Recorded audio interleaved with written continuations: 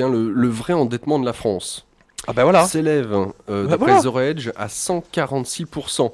Donc Zero Hedge qui a publié un article radical sur l'endettement de la France et, a priori, il tient bien la route. Ah oui. En effet, selon ce dernier, l'Élysée ne parle jamais de nos obligations européennes, en particulier après Mais les je l'ai toujours dit. EFSF et autres messes. On l'a vu, nous, on l'a vu, on le dit depuis 6 mois. Je dis, mais attends, c'est quoi ce délire? C'est quoi cette histoire de FSF, etc.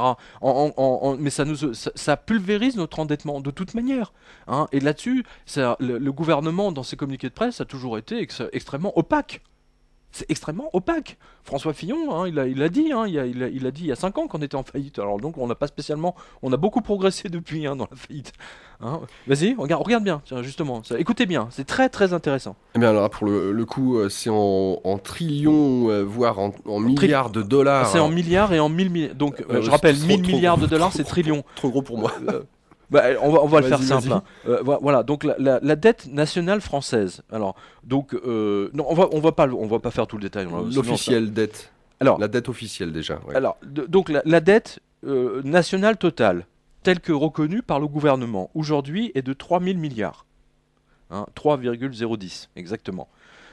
3000 milliards. Donc ça, c'est notre dette. Ça comprend tout, hein. Y compris les dettes garanties, y compris la dette à la Dexia, les prêts à la nation, etc. Bah. Ensuite, parce que ça, on en parle rarement, c'est la dette qui s'est accumulée maintenant depuis 2008 avec tous les EFSF, les EMS, Européenne, etc. donc la dette européenne de la France. Alors, les garanties, pour les garanties de la France pour la Banque Centrale Européenne, 569 milliards. Coût de la France dans le budget, pour le budget européen, 23 milliards. Obligation de la France sur le FSF, 110 milliards. Obligation de la France pour le MES, ou je sais pas ce que c'est celui-là, 203 milliards. Ensuite, une autre garantie sur des fonds européens, alors je sais pas ce que c'est celui-là, 137 milliards. Et donc, dette totale européenne de la France, donc que la France doit payer à l'Europe, hein, ça fait 1000 milliards. Donc, techniquement, nous avons un total de 4000 milliards. On va le simplifier, ce qui met notre endettement à 146%. Voilà. Et au lieu de 86% annoncé. Boum. Donc le double, quasiment. Quasiment le double. Ouais, voilà. Hein. Et ça, Fillon, il le sait. C'est pour ça qu'il avait dit qu'on était en faillite il y a 5 ans. Hein.